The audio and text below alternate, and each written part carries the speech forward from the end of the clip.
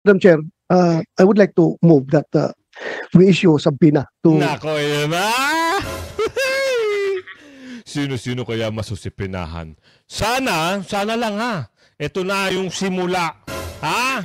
Oo. Tuloy lang natin. to these government officials to require their presence in the next hearing. Kung meron ka pang gaganaping hearing, dapat masampina ito sila para magkaalaman. Klaruhin natin ito. Implikasyon ng mga pangyayaring ito. Napaka-unhealthy po itong nangyari ngayon. Maring may mga batas at proseso ang ating bansa na nalabag at maring may mga karapatan ng isang mamamayang Pilipino ang naisang tabi. Kung ang dating Pangulo ng ating bansa ay maring tratuhin ng ganito, paano na lang kaya yung mga ordinaryong mamamayan? Ano ang garantiya na hindi ito mangyayari sa iba? Last question, ma'am. Tuwing magpapa-aresto lately, parang ang pinaka-effective si General Torre, di ba? So nung pina-aresto si Pastor Kibuloy, grabe yung mga nangyari at ginawa, di ba? Nung pina-aresto po si President Duterte, yun naman pinag-uusapan natin, nakita naman natin. Nung nag-hearing po ako tungkol sa tulay na sa Isabela na gumiba, hindi po nag-attend si Secretary Bunoan. Sinabi ko lang, kailangan ko pa bang i-designate si General Torre para kunin si Secretary? The next time nag-attend na siya. So ito tanong ko, ma'am, pag nag-issue tayo ng subpoena at hindi siya mag-attend at kinontempt natin, pwede bang ang utusang kong hulihin si General Torre ay si General Torre? Yes.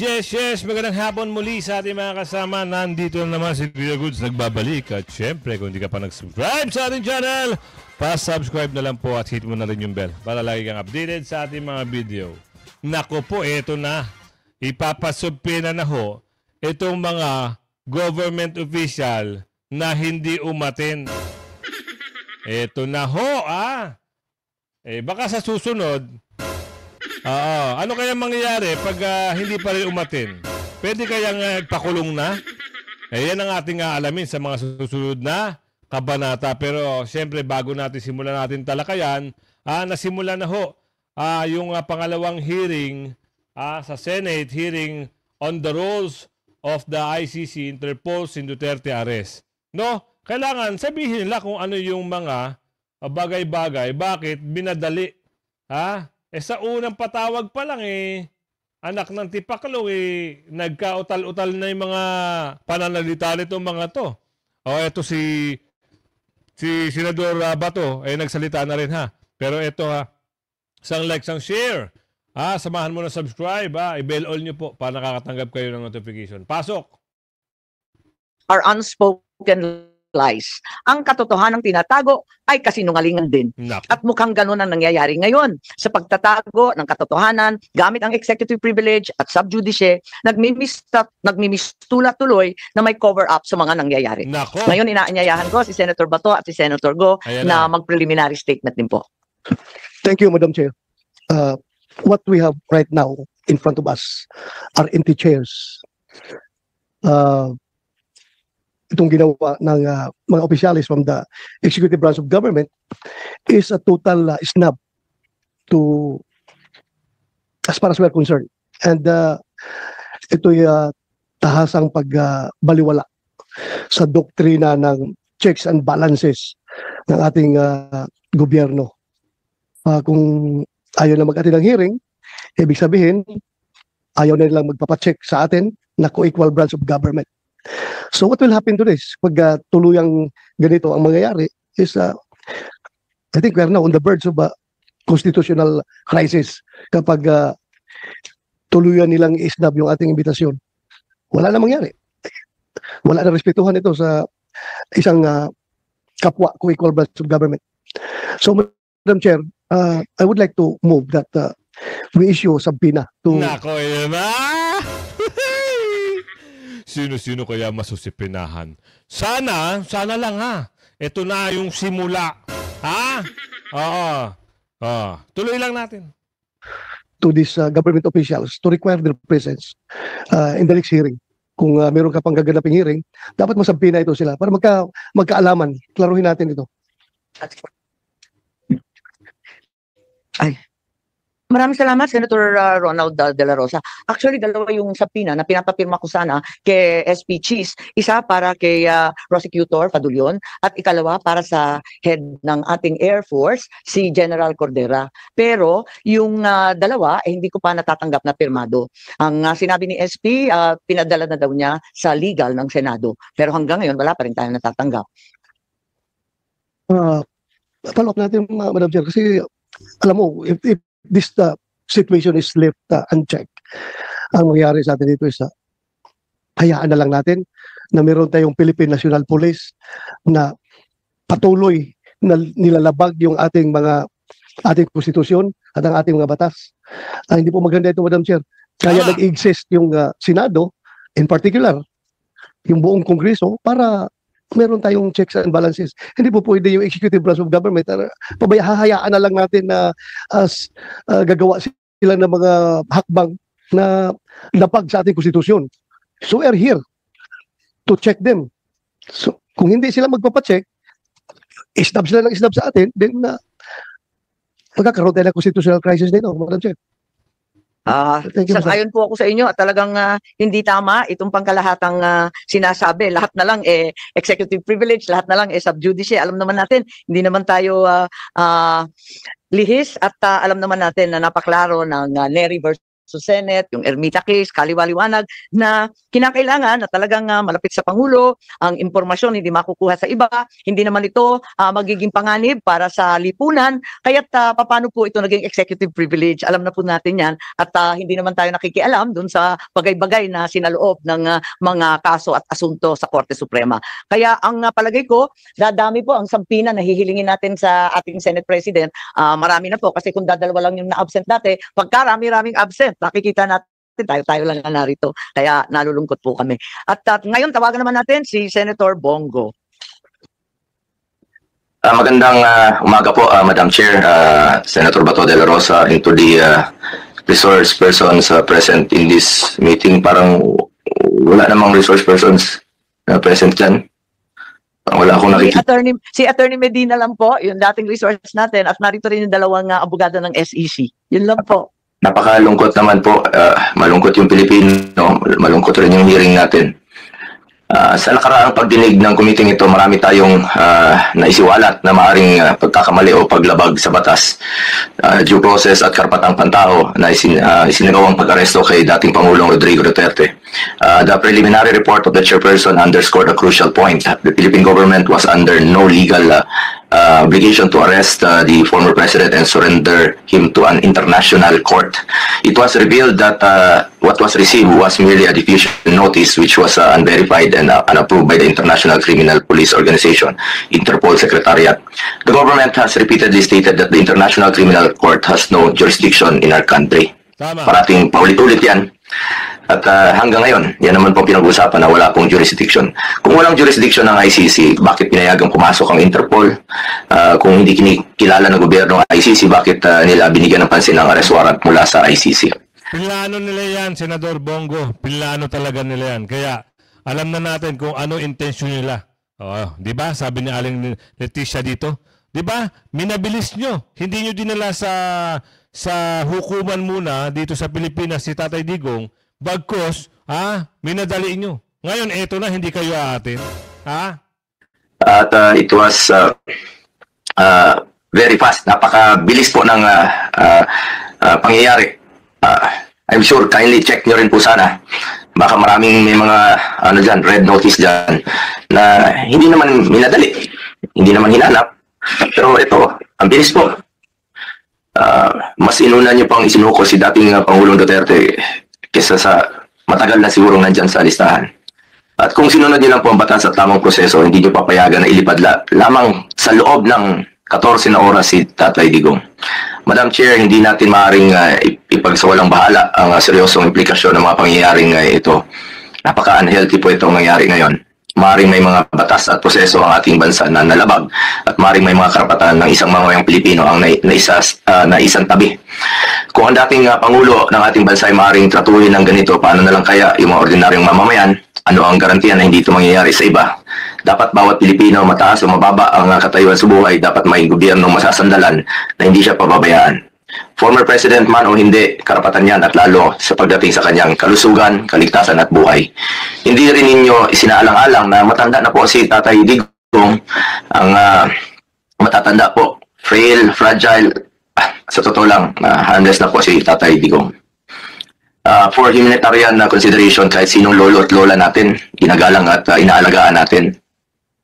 Yun naman po ang ating kultura dito sa ating bansa. Ngayon, sa ibang bansa, mag-isa siya, napaka-stricto pa doon. Sino pong mag-aalaga kay Tatay Digong doon? Paano na lang kung may mangyari sa kanya doon? Marami naman siyang nagawang kabutihan sa ating bayan. Kung may pananagutan man dahil sa kanyang desisyon para sa kabutihan ng ating mga anak, dapat dito siya litisin sa ating bayan.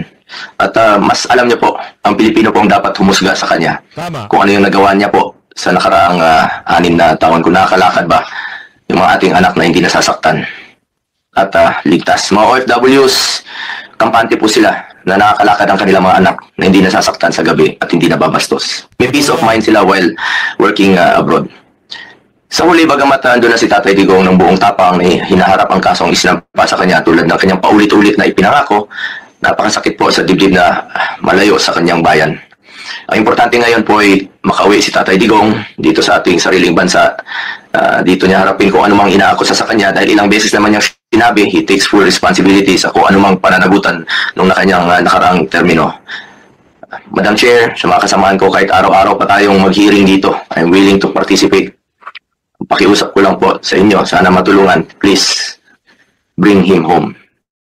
Marami pong nangungulila, marami pong nasasaktan, mga kababayan ko. Noong nakaraang hearing, nasa Zoom lamang po ako dahil hindi ko kayang humarap sa ilang personnel na mataas ang respeto ko. Nirespeto natin, respeto namin ni Tatay Digong at hindi naman po marunong rumispeto. Ngayon naman po, hindi lang po ako tinakbuhan noon. Ngayon naman, tinakbuhan na naman ng komite. Wala sila. Nabanggit po ni Senator Bato de la Rosa kanina, respeto naman natin na nag-invoke po ang ilan ng executive privilege, may mga excuses. Pero bakit ganon hindi pantay? Kung ang ordinaryong mga vlogger, police, local officials, pinapatawag kung ayaw pumunta na ko-contempt. Parang hindi naman po yata patas. As I have said before, March 11 is indeed the saddest day in our recent history. But the saddest part is, after 23 days, mukhang hindi pa rin natatapos ang lungkot na nararamdaman ng taong bayan na naulila dahil sa nawalan sila ng taong itinuring nating tatay. At hanggang ngayon, hindi pa rin nakaka-uwi si Tatay Digong, hindi pa rin ninyo nabibigyan ng klarong eksplanasyon kung bakit kailangan humantong sa sitwasyon na ganito. Pagkatapos yung ilang beses sabihin na walang jurisdiction, bakit po isinuko? Meron naman tayong working judicial system, panagutin sa ating sariling korte. Pero nangyari pa rin ang hindi dapat mangyari. Nakakalungkot po. For the sake of our country, sana hindi na po maulit ang nangyari. Dahil ang pangyayaring ito hindi lamang tungkol sa isang tao, ito po'y tungkol sa respeto sa ating batas, sa ating soberanya, at sa dignidad ng bawat Pilipino. Maraming salamat po, Madam Chair, at sa mga kababayan nating nakikinig. Maraming salamat, Senator Bongo. At talagang lahat kami ay nalulungkot. At wala tayong testigo na sumipot. Nakakayamot naman talaga. At gusto ko nga sana, nung una, na magpadala ng sabina para kay Prosecutor Fadulian ng DOJ at saka doon sa Air Force natin, si General Cordura, dahil nga doon sa Villamor. Subalit, sa kabila ng sinasabi ng Senate President na pinapatawag niya ang legal, wala pa rin yung sabina na pirmado. Ngayon, sa araw na ito, palibasa nga hindi nagsiputan, halos lahat ng mga opisyal, mapipilitan tayo magpa-sabina na naman, pero kinakailangan natin ang pirma ni Senate President. Ngayon may manifestation rin po si Senator Alan Peter Cayetano. Good morning, Madam Chair. Sa ating colleagues kay Senator Bato, Senator Bongo, Mista, magandang umaga sa inyong lahat. Well, syempre po, nalulungkot po ako na para tayong pumunta ng birthday party, walang dumating na bisita. But unlike a party, you can celebrate naman with your closest friends, family. Pero dito po sa hearing, I think we can still be productive, but ayoko naman, Madam Chair, na pagalitan yung present dahil maraming absent. So may I take the opportunity to thank very much Attorney Alexis Medina, Attorney Santiago, Attorney Bernal. Alam namin na pag ganito kabigat yung issue ay may consequences din yung pagsasalita, may consequences yung pag-a-appear. But Madam Chair, I was, I think, more than kind last hearing in terms of not pressing my questions kapag sinabi nilang sub judice. But just to clarify, well settled na yan, whether sa jurisprudence or sa history ng Senate, na mere filing of a case or mere pendency of the case does not stop the hearing, nor is it a reason for them not to discuss. In fact, pagka yung executive department, matetest pa nga yung consistency na kung ang sasabihin nila dito at sasabihin nila dun sa korte ay pareho. Yung sub judice rule kasi, and correct me later on, Attorney Medina, kung mali, it's really more of to protect the integrity of the court and the fairness para hindi dinidiscuss yung case, para hindi sila ma-pressure. Yung sub judice rule is not meant para yung kung may inconsistency sa ibang bodies, sa SEC, quasi-judicial bodies, or dito sa Congress or sa Senate. Kasi kung yun po ang kaso, di lahat ng ginagawa ng mga COM ngayon, ng mga TRICOM, QUADCOM, ang kailangan lang gawin ng witnesses nila ay mag-file ng kaso against themselves, tigil na yung hearing. No? Number two, there are many points regarding other guests. For example, General Torre, no? He's not covered by executive privilege unless the President talked to him directly. Ang executive privilege, pagkaalam ko, kasi kasama po ako doon, ako po nag-chair nung investigation sa ZTE nung na-discuss po itong mga issues na to at na-bring up for the first time in, at least in a recent history, yung executive privilege. Ang purpose ng executive privilege, pareho din ng purpose nung privilege na binibigay, for example, sa journalist, that hindi nila kailangan sabihin kung sino ang kanilang source, or kaya mag-asawa, or yung doktor at pasyente, or abogado at saka kliyente. Ang purpose kasi nun, the client and the lawyer can freely discuss. Ganun din, ang doktor at saka pasyente can freely discuss kasi they will not be compelled to testify, no? Against his client, against doctor. Pero lahat yan meron ding isa pong exception, no? For example, sa doctor, if iaminin sa kanya that a crime is about to happen sa United States, then they are required to say that. So ganun din po dito sa executive privilege. Malinaw sa Supreme Court ruling, you cannot use executive privilege if ang pinag-uusapan may crime ba o wala, or if it's to cover up a crime. At this point, we're not saying there is a crime to cover up, but I will bring up that point right now. So ma'am, of course, under your leadership, and syempre, may emotions naman talaga si Senator Bongo last time, kayo po. Ako, try ko lang pigilan. Talagang bantay na bantay ako ng asawa ko na huwag uminit ulo last hearing, no? Kausap ko rin ng Senate President na let's check the facts, apply the issues, wag mo nang banat ng banat kasi nga baka hindi natin nakita yung buong video. So having said that, I think lahat naman nahimasmasan, lahat naman po tayo ay nakapag-reflect. So I was reflecting on, and ma'am, pwede ba after this just to show a short video ni General Torre? Kasi ito ma'am, Republic Act number 7438, an act defining certain rights of a person arrested, detained, or under custodial investigation, as well as the duties of the arresting, detaining, and investigating officers, and providing penalties for the violation thereof. May I also, akin to court na pagkawala po o hindi pinayagan yung ebidensyang i-offer, dito i-proffer. No? So wala sila, pero hindi ibig sabihin hindi ko pwedeng ilagay sa record yung tanong at baka sa media nila sagutin, baka dito later on. Ang linaw po kasi dito, nakalagay po dito. Okay lang kay Senator Cayetano kasi may chronological presentation. One line lang. At saka si Senator Bato gustong pag-usapan din yung arrest. Sige ma'am. I'll leave just this one line lang para lang hindi mabitin yung train of thought, no. Nakalagay kasi dito, any person arrested or detained under custodial investigation shall be allowed visits by conferences or any member of his immediate family or any medical doctor or priest or religious minister chosen by him. Or by yari ngayon dito si Hayer. Hayer, yari ka ngayon dito. Binabasahan ka na ng RA o Republic Act o Constitution. Anong mangyayari sa'yo pag napatunayan na nagkamali ka? Baka ikaw ang makulong, Hayer. Member of his immediate family or by his counsel. Okay, hindi ko nahabaan kasi nga ma'am, I'll follow your advice. Ma'am, may penalty po to.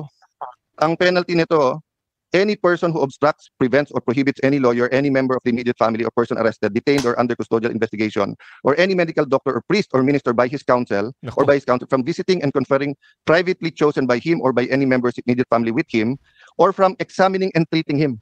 Ma'am, by his choice at any time. I'll go back to the title at saka dun sa nakalagay. Nakalagay dito, hindi lang custodial investigation basta arrest or detained. So he was arrested and detained. So even if magdebate tayo na custodial investigation ba yun o hindi, no? So ma'am, ang ano po dito, ang penalty is imprisonment of not less than 4 years nor more than 6 years and a fine of 4,000 pesos. So ang question ko, meron na bang report dito sa arrest at kinasuhan ba si General Torre? Last question, ma'am. Tuwing magpapa-aresto lately, parang ang pinaka-effective si General Torre, di ba? So nung pina-aresto si Pastor Kibuloy, grabe yung mga nangyari at ginawa, di ba?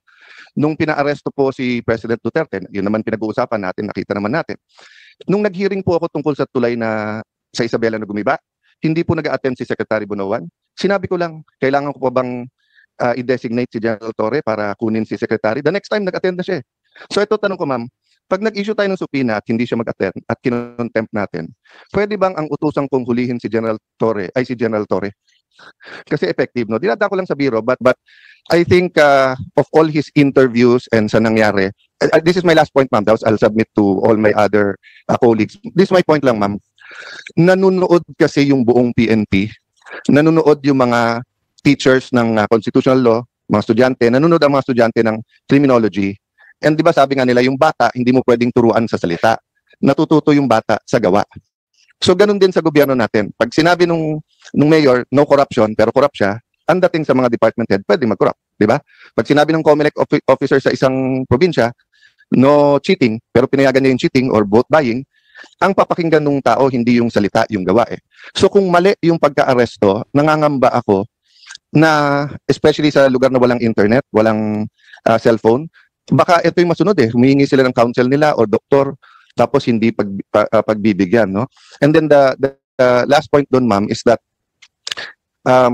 bakit kapag ka lower rank, meron pong isang vlogger, di ba, na PNP, na nagsorry na kaya parang okay, pero hinuli, tapos kakasuhan.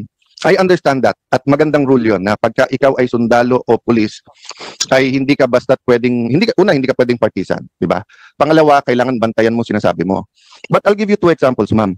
Bakit po si General Torre, kung ano-ano sinasabi sa kung ano-anong interview, hindi naman napapagalitan? So ang dating po sa lower rank, bawal partisan kung kalaban. Kung kakampi yung sinabi mo, pwede. I'll go to a non-partisan issue. And I respect this person very much. I think he's one of the best chief of staff, personal friend, etc. Kaya lang, as a former secretary of the DFA, I have to mention this, no? When the AFP chief of staff said, prepare, kasi madadamay tayo kapag in-invade yung Taiwan, tayo po ay may one China policy.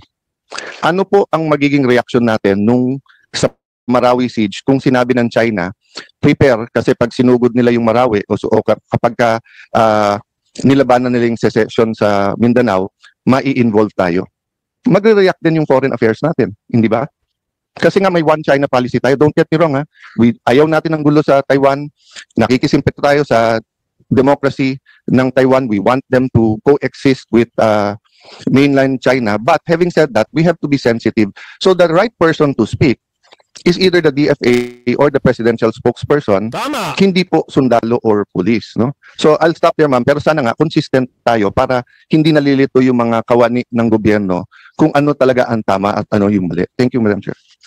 Maraming salamat, Senator Cayetano. Maliwanag na maliwanag ang inyong pag-unawa at pagbabalangkas nung subjudice, pati yung executive privilege kasi naging cabinet member nga kayo at talagang may limitasyon yon. Mag-umpisa tayo kung hahayaan ninyo ng chronological, at nais ko lang ipakita na sa kaguluhan nung nakaraang taon, sa Mayo pa lamang nagkaroon na ng briefer tungkol sa aresto ni Presidente Duterte. Hindi tama yung sinasabi na walang kinalaman ng Pilipinas dito. Ilang beses tinatanggi ng ating mga opisyal, sana narito sila para ipaliwanag. Subalit nag-press release po ang liwaliwanag nung DOJ Assistant Secretary Miko Clavano, May 8 ang kanyang mga press release, at sa kalagitnaan ng kaguluhan tungkol sa PI, yung ating People's Initiative, sa kaguluhan ng Davao at Maisog rallies, ay biglang nagkaroon ng bagong briefer na ginagawa ng DOJ. Ito ay unang-una for the potential arrest of President Duterte, ikalawa ang pagbabalik ng Pilipinas sa ICC. Maliwanag na last year pa, May of 2024, nag-umpisa na ito. At sabi rito, aware naman tayo na yung policy ay hindi papasukin ng ICC. Pero posible naman mag-iba.